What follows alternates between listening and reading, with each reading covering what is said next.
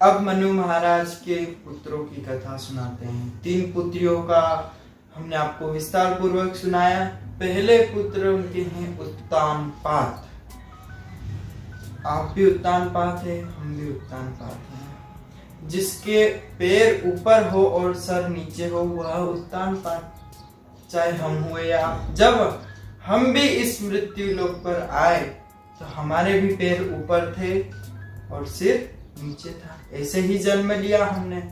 ऐसे ही उत्तानपाद महाराज की 2 पत्नियां हैं और हमारी भी 2 पत्नियां हैं। कौन कौन? पहली है सुनीति और दूसरी है सुरुचि। नीति यानी बुद्धि, बुद्धि से चलने वाली, शास्त्र अनुसार चलने वाली, नीति शतक के अनुसार चलने वाली। और सुरुचि यानी मनमानी करने वाली, मन में आया सो किया, मन में आया नहीं किया। तो ऐसे ही जिस प्रकार उत्तानपाद वह राजा भी है, हम भी है, हमारी भी 2 पत्नियां हैं, सुनीति और रुचि। एक तो हमारी मनमानी, हम हमारी मनमानी करते, और एक बुद्धि, नीति, शास्त्रों के अनुसार चलने वाली। तो उत्तानपाद की भी 2 पत्नियां हैं। और जब मनमानी करने आ जाते हैं हम, तो हम हमारी बुद्धि की नहीं सुनते हैं, शास्त्र अनुसार की नहीं सुनते हैं, कि किसकी सुनते हैं? केवल मन की सुनते हैं। तो ऐसे ही जब सुरुचि आई तो राजा उत्तानपाद ने नीति को बाहर कर दिया। महल के बाहर एक कुटिया बना दी, वहीं पर सुनीति रहने लगी। सुरुचि का भी एक पुत्र है, सुनीति का भी एक पुत्र है। सुनीति का पुत्र है ध्रुव और सुरुचि का पुत्र है उत्तानपाद। जब एक बार ध्रुव जी महाराज अपने मित्रों के साथ में क्रीड़ा कर रहे थे, खेल रहे थे, तब एक ने कहा कि आज हमारा जन्म दिवस है, आज हमारे पिताजी हमारे लिए कुछ उपहार लेकर आने वाले।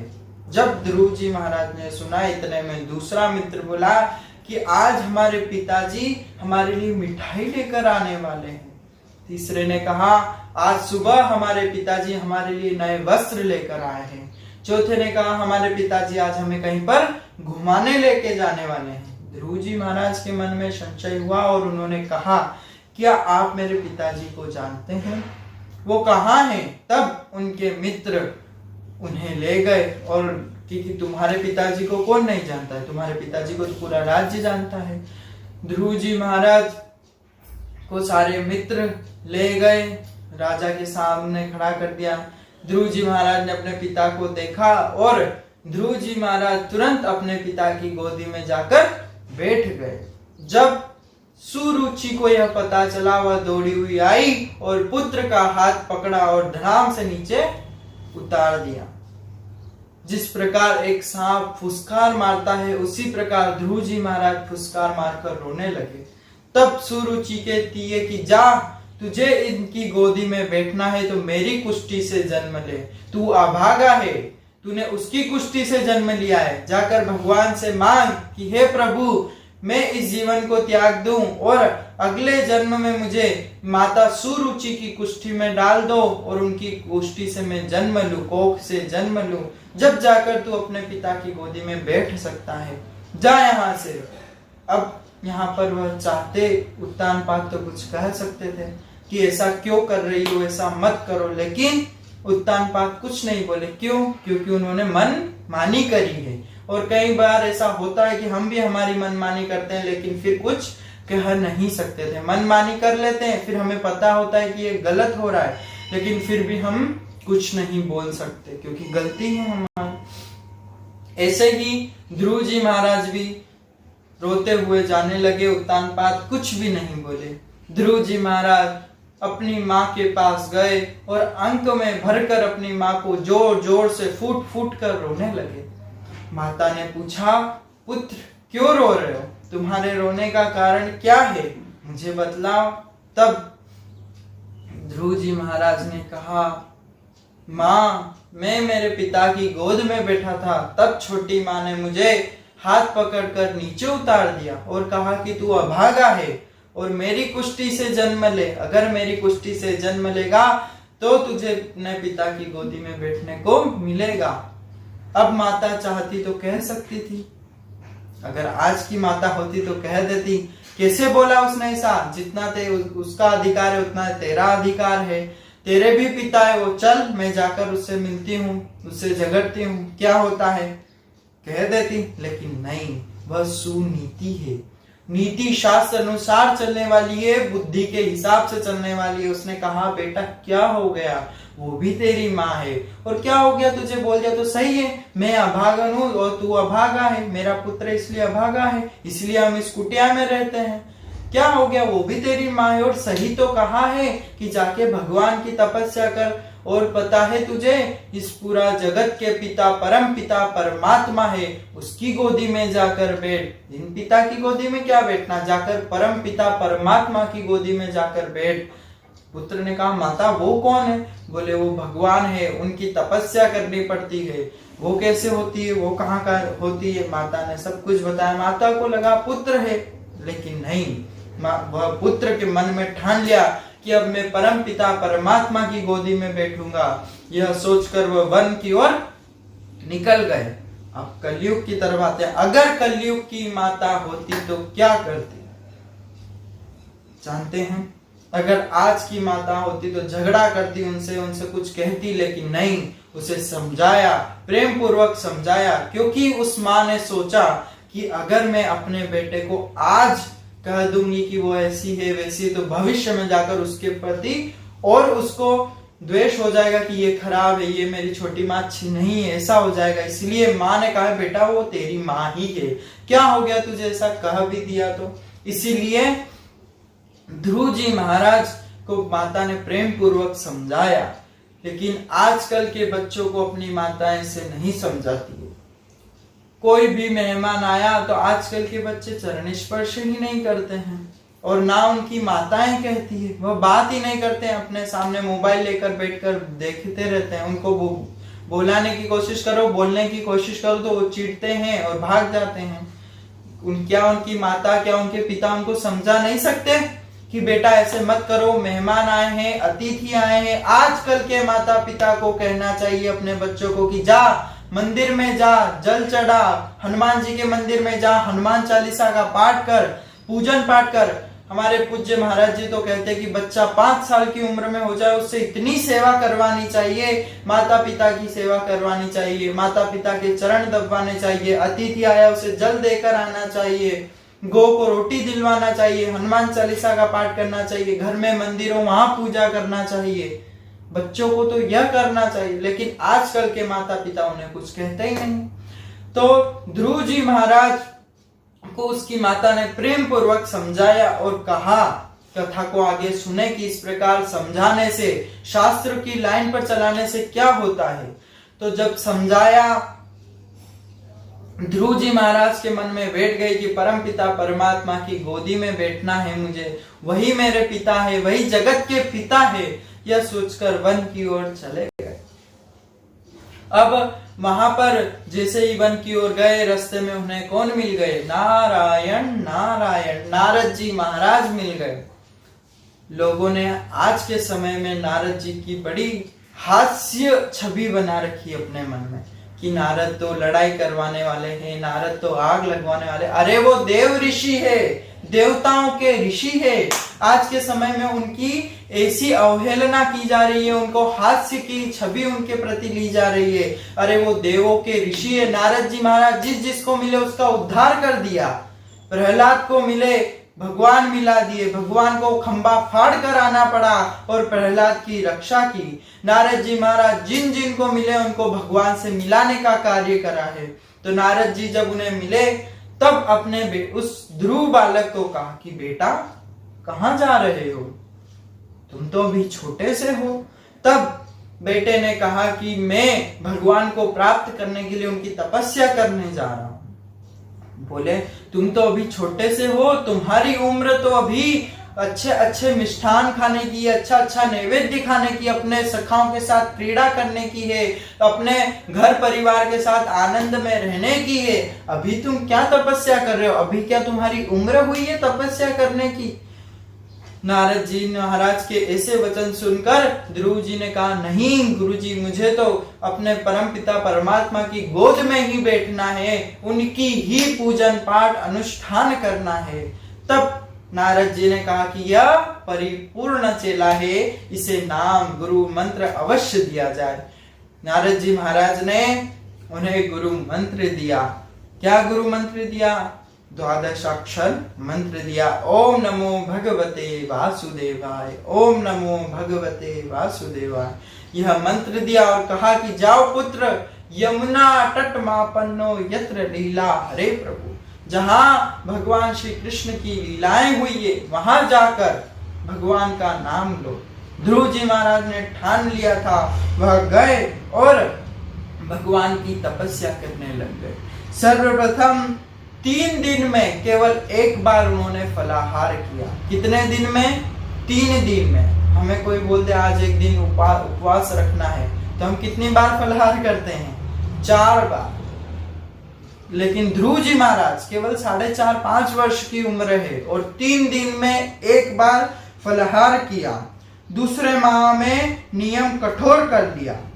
6 दिन में एक बार, पहले 3 दिन में, दूसरे महीने में 6 दिन में एक बार क्या खाया? लता और पत्ते, दुर्वा, बस कुछ भी नहीं। लता और पत्ते, पेड़ पौधों के पत्ते और दुर्वा, हरी घास खाई केवल, बस, और कुछ भी नहीं। तीसरे माह में और नियम कड़क कर लिया। 9 दिन में एक बार, केवल 9 दिन में एक बार यमुना जी का केवल जल पिया, कुछ भी नहीं, ना दुर्वा ना फलों का आहार, केवल यमुना महारानी का जल पिया। 9 दिन में एक बार, वह भी रोज भी नहीं, नित्य भी नहीं, 9 दिन में एक बार। चौथे माह में और नियम कड़क कर लिया। 12 दिन में एक बार वायु का आहार करा। 12 दिन में एक बार श्वास लेते बस, और बाकी श्वास नहीं लेते। इतना कठोर नियम एक 4.5 वर्ष का बालक का, ऐसा कैसे हो सकता है? यह प्रश्न आपके मन में आ सकता है। एक छोटा बालक तो 2 घंटे भूखे नहीं रह सकता, लेकिन क्यों? वह परम पिता परमात्मा उसे शक्ति देता है, वह परम पिता परमात्मा उसे ऊर्जा देता है उस तप को करने के लिए। जब हम भी अगर कोई निश्चित कर ले कि रोज सुबह उठकर सूर्य अर्घ देंगे, रोज सुबह उठकर हनुमान चालीसा करेंगे, फिर चाहे कुछ भी आ जाए, सर्दी हो, खांसी हो, बुखार हो, जुकाम हो, कुछ भी नहीं हो, नित्य का अगर हम संकल्प कर ले, नियम बना ले कि रोज हमें उठकर हनुमान चालीसा का पाठ करना है, रोज उठकर हमें भगवान की स्मरण करना है, माला करना है, जल चढ़ाने जाना है, राम मंदिर में जाना है, वृद्धों के चरण स्पर्श करना है, तो हमें भगवान ऊर्जा देगा। फिर हम नहीं कर रहे, अगर हमने एक बार शुरू कर दी तो फिर हमें वह भगवान शक्ति देगा, वह भगवान हमें ऊर्जा देगा। और जब उनसे हम जुड़ जाएंगे ना, तो फिर हमें ये संसार के सुख दुख से कोई फर्क नहीं पड़ने वाला है। तो हम अगर जो नियम बना ले, संकल्प से नियम बना ले कि हमें नित्य करना ही है, तो हमें उसकी शरीर को ताकत की जरूरत नहीं है, ऊर्जा की जरूरत है, और वो ऊर्जा भी परमपिता परमात्मा देगा। तो जब यह ध्रुव जी महाराज ने ठान लिया, 12 दिन में केवल एक बार वायु का आहार कर रहे हैं, अब भैया ध्रुव जी महाराज ने और नियम कठिन कर लिया। 5वें महीने में एक पैर के अंगूठे के बल खड़े होकर सब कुछ त्याग दिया। ऐसा प्राणायाम चढ़ाया कि अब श्वास भी नहीं ले रहे हैं, कुछ खा भी नहीं रहे हैं, पी भी नहीं रहे हैं। ऐसा प्राणायाम चढ़ाया कि तीनों लोकों में हाहाकार मच गई। इंद्र आसन हिल गया, इंद्र घबरा गया कि अब क्या होगा, अब तो मेरा आसन गया। जब माता लक्ष्मी ने अपने स्वामी को कहा, हे प्रभु, हे नाथ, आप अपने भक्त को दर्शन देने क्यों नहीं जा रहे हैं? वह छोटा सा बालक आपकी कितनी तपस्या करता है, आप उसे दर्शन देने जाइए। वह तड़प रहा है आपके दर्शन करने के लिए, वह कितना कठोर प्राणायाम चढ़ाकर आपके दर्शन करने के लिए व्याकुल हो रहा है। तब भगवान ने कहा, नारायण ने कहा, हे देवी, मैं ऐसे भक्तों को दर्शन देने के लिए नहीं जाता हूं, मैं ऐसे भक्तों के दर्शन करने के लिए जाता हूँ, क्योंकि कहा है ना भगत के वश में है भगवान। तो यहाँ पर नारायण स्वयं कह रहे हैं कि मैं ऐसे भक्तों को दर्शन देने नहीं, दर्शन करने के लिए जाता हूं। तुरंत गरुड़ पर आरूढ़ हुए और भगवान ध्रुव जी महाराज के समीप चले गए और भगवान समक्ष जाकर खड़े हो गए। लेकिन ध्रुव जी महाराज तो नेत्र ही नहीं खोल रहे हैं, वह ऐसा प्राणायाम चढ़ाए हुए हैं कि उन नेत्र खोल ही नहीं रहे, भगवान का मन ही मन स्मरण कर रहे हैं। तब भगवान ने जो मन में छवि दिख रही थी, जो मन में दर्शन करते हुए वह ऊर्जा जिससे मिल रही थी, वह भगवान ने वह छवि गायब कर दी। जैसे ही छवि गायब करी, 1 मिनट में ध्रुव जी महाराज हड़बड़ा गए और तुरंत अपने नेत्र खुले। जो छवि मन में दिख रही थी वह परमपिता परमात्मा समक्ष दिख रहे हैं। अब ध्रुव जी महाराज के सामने प्रभु खड़े हैं। ध्रुव जी महाराज हाथ जोड़कर नेत्र बंद कर उनके सामने खड़े हैं, ना कुछ बोल रहे हैं ना कुछ कह रहे हैं, क्योंकि पढ़े लिखे तो है नहीं, अभी ज्यादा विद्या का अध्ययन करा नहीं है, कोई स्तुति करना नहीं आता है, कोई भगवान का नाम लेना नहीं आता है, बस भगवान के सामने खड़े हुए हैं, देख रहे हैं उनको टकटकी लगाकर। ना भगवान समझ गए। भगवान ने अपना शंख ध्रुव जी महाराज के कपोलों से स्पर्श कराया। समस्त वेद वेदांग का ज्ञान उन्हें प्राप्त हो गया। जब बच्चा छोटा होता है ना, तब कई जो संस्कारी परिवार होते हैं जिनको पता होता है, वह अपने बच्चे जब स्कूल विद्यालय इत्यादि जाते हैं, पाठशाला जाते हैं, तो उनके गाल से शंख का स्पर्श कराते हैं, कपोलों से शंख का स्पर्श कराते हैं, कहते हैं उससे सरस्वती मुख में आ जाती है। तो जब भगवान नारायण ने जैसे ही शंख का स्पर्श कराया, संपूर्ण वेद वेदांग शास्त्र उपनिषद नीति सभी का संपूर्ण ज्ञान ध्रुव जी महाराज को प्राप्त हो गया। सुंदर सुंदर भव्य स्तुति करने लगे, भगवान से प्रार्थना करने लगे। तब भगवान ने कहा, पुत्र मांगो, क्या मांगते हो, क्या चाहिए तुम्हें? तब पुत्र कहता है, हे प्रभु, इच्छा तो मेरी बहुत थी कि भगवान से मिलूंगा ना तो ये मांगूंगा, भगवान से मिलूंगा ना तो ये मांगूंगा, जब भगवान मुझे मिलेंगे तो भगवान से मैं यह मांगूंगा, लेकिन अब आपको देखकर मेरी कुछ भी इच्छा नहीं हो रही है प्रभु, मेरी इच्छा ही नहीं हो रही कि मैं कुछ मांगू, बस आपके दर्शन करता रहूं। जब भक्त की भगवान ने ऐसी पुकार सुनी तो भगवान के हृदय गदगद हो गए। उन्होंने ध्रुव जी महाराज को कहा कि जाओ, कई वर्षों तक 33,000 वर्षों तक तुम राज्य करो और फिर मेरे धाम को प्राप्त हो, ध्रुव धाम को प्राप्त हो, तुम्हें अलग से धाम दिया जाएगा। तुमने मेरी ऐसी तपस्या करी कि आज तक किसी भक्त ने मेरी तपस्या नहीं करी है, परम भागवतों में तुम्हारा नाम होगा। जाओ ध्रुव, तुम अभी राज्य करो, अपने माता पिता की सेवा करो, फिर तुम ध्रुव लोक को प्राप्त होगे। ध्रुव जी महाराज जैसे ही अपने राज्य को गए, माता सुरुचि अब मनमानी भी कुछ नहीं कर सकती है, सुरुचि चरणों में लिपट कर जोर जोर से रोने लगी, ध्रुव मुझे क्षमा कर दे। तब ध्रुव जी महाराज ने उठाया और माता को प्रणाम किया, माँ आप क्यों क्षमा मांग रही हैं? मैं तो आपके आशीर्वाद लेने के लिए आया हूँ, आपके कारण आज मुझे भगवान के दर्शन प्राप्त हुए। अपनी माता को प्रणाम किया, पिताजी को प्रणाम किया, और जब पता लगा कि मेरे भाई उत्तम को सिंह ने मार दिया है, तब सभी सिंहों को मारने लग गए। तब मनु महाराज जी आए और कहा, हे पुत्र, यह क्या कर रहे हो? तब ध्रुव जी महाराज ने अपने दादा श्री को प्रणाम किया और कहा, मेरे भ्राता को सिंह ने मार दिया, इसलिए मैं सभी सिंहों को मार दूंगा, छोड़ूंगा नहीं। तब दादा महाराज ने कहा, मनु जी महाराज ने कहा कि हे पुत्र, ये कृत्य अपना नहीं है, तुम भगवान के भक्त हो, तुम जाकर पूजन पाठ अनुष्ठान करो, राज्य पाठ संभालो, ये कार्य तुम्हारा नहीं है। उस एक व्याघ्र ने तुम्हारे भाई को मारा है, तुम अनेकों को कष्ट क्यों दे रहे हो? यह कहकर मनु जी महाराज तो चले गए। इधर पिता उत्तानपाद भी अब राज्य पाठ छोड़कर वन में चले गए भगवान को प्राप्त करने के लिए। अपने पुत्र से यह शिक्षा उसे प्राप्त हुई कि अब सब छोड़ छाड़ कर पुत्र को राज्य सौंप कर वह वन में भगवान की प्राप्ति करने के लिए चले गए, भगवान को पाने के लिए चले गए। जब ध्रुव जी महाराज ने कई वर्षों तक राज्य किया। उनका विवाह हुआ, इला देवी के साथ में उनका विवाह हुआ। तब ध्रुव जी महाराज के पुत्र भी हुए, उत्कल और वत्सल।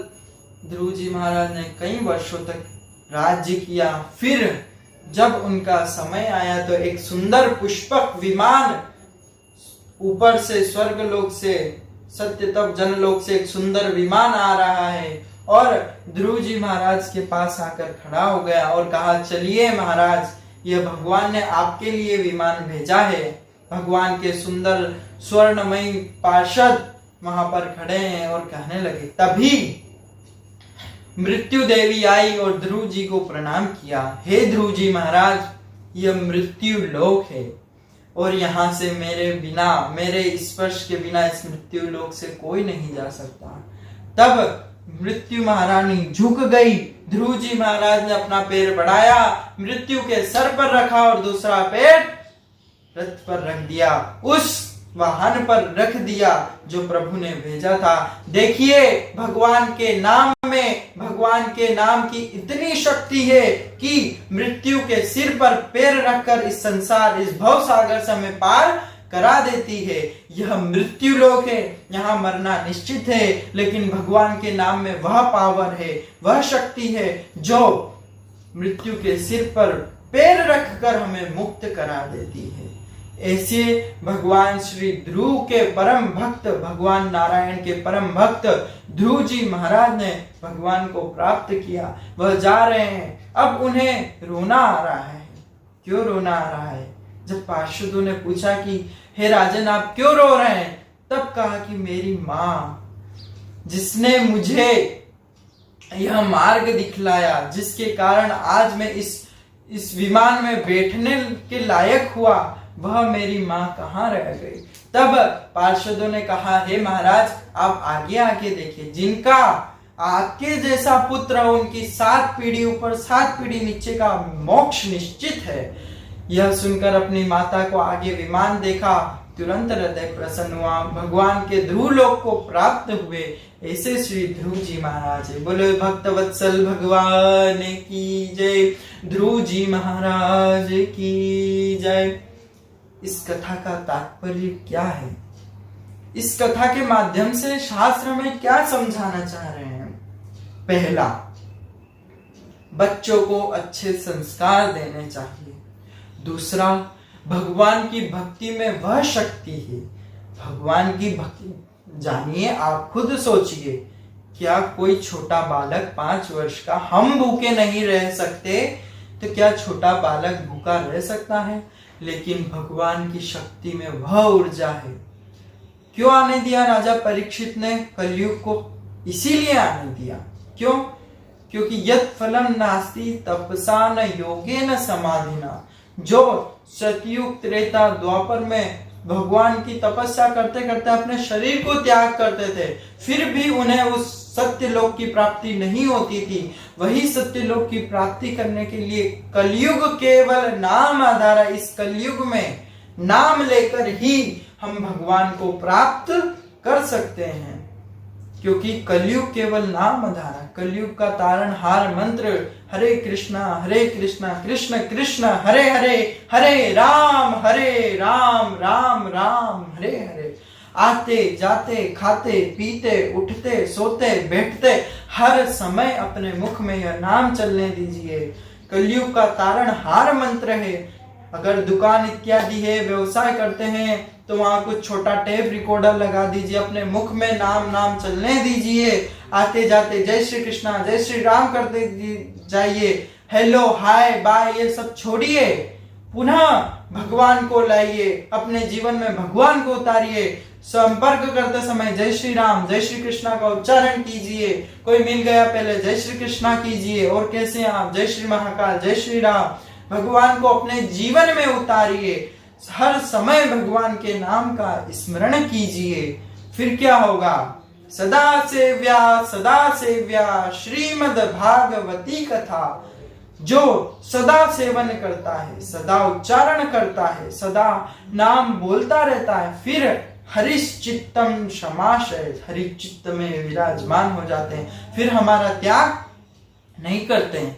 सुख दुख आना जीवन में यह तो हमारे कृत्य के अनुसार है, हमने जो कृत्य किया है वह तो हमें मिलना निश्चित है। सुख दुख आते जाते रहेंगे, लेकिन फिर आपको कोई फर्क नहीं पड़ने वाला है। तो ध्रुव जी महाराज की कथा से हमें यह ज्ञान लेना चाहिए कि हमारे जीवन में भगवान को उतार लें। हर समय भगवान का इतना कठोर तप करने के लिए नहीं कह रहा हूं मैं कि तुम भी इतना कठोर तप करो। तुम केवल भगवान का नाम लो, भगवान का स्मरण करो, भगवान को याद करो। केवल यही एक बात कह रहा हूं मैं आपसे, क्योंकि भगवान के नाम से वह पावर है कि एक छोटे 4.5-5 वर्ष के बालक को इतने दिनों तक भूखा रखा, भूखा रहने का उसमें सामर्थ्य दिया, और अंत में भगवान ने कहा कि ऐसे भक्तों को मैं दर्शन देने नहीं जाता हूं, ऐसे भक्तों को मैं दर्शन करने जाता हूं। तो भक्त अगर भगवान को पुकारे और भगवान ना आए, ऐसा हो नहीं सकता। थोड़ा तो इस शरीर को तपाना होगा, थोड़ा तो इस शरीर को इतना मजबूत करना होगा कि हम भगवान को प्राप्त कर सके। इसलिए ध्रुव जी महाराज से हमें यह ज्ञान मिलता है, इस कथा से हमें यह उपदेश मिलता है कि हम हमारे घर के बच्चों को भी अच्छे संस्कार दे। अतिथि देवो भव, क्यों कहा गया है अतिथि को देवताओं के समान? अतिथि देवो भव, उनका आदर करना चाहिए, उन्हें चरण स्पर्श कराना सिखाइए, उन्हें हनुमान चालीसा का पाठ करना सिखाइए, उन्हें भगवत मार्ग पर जोड़िए, सबका आदर करना सिखाइए। अतिथि देवो भव। और बच्चों को हमेशा सेवा कराते रहना चाहिए, भगवान की सेवा कराना चाहिए, माता पिता की सेवा कराना चाहिए, क्योंकि आज 5 वर्ष की उम्र से अगर तुम उससे सेवा करवाओगे तो वह 50 वर्ष की आयु तक तुम्हारी सेवा कराएगा। इस प्रकार ध्रुव जी महाराज की कथा से यही उपदेश मिलता है। और मनमानी नहीं करनी चाहिए, क्योंकि एक समय ऐसा भी आता है कि मनमानी करने पर हमें पता रहता है, हमें भी कष्ट होता है कि यह गलती हो रही है। आज सुरुचि ने कैसी मेरी गोद में से इसको उठाकर नीचे डाल दिया, यह भी मेरा पुत्र है, लेकिन मनमानी करने के कारण कुछ भी नहीं बोल सके। तो एक समय ऐसा भी आता है कि मनमानी करने पर हमें दुख भोगना पड़ता है। इसलिए मनमानी ना करते हुए सुनीति के मार्ग पर चलना चाहिए। ध्रुव जी महाराज ऐसे परम भागवत ध्रुव लोक को प्राप्त हुए, भगवान की कृपा उन्हें प्राप्त हुई। बोलिए ध्रुव जी महाराज की जय। अब मैं उनके दूसरे पुत्र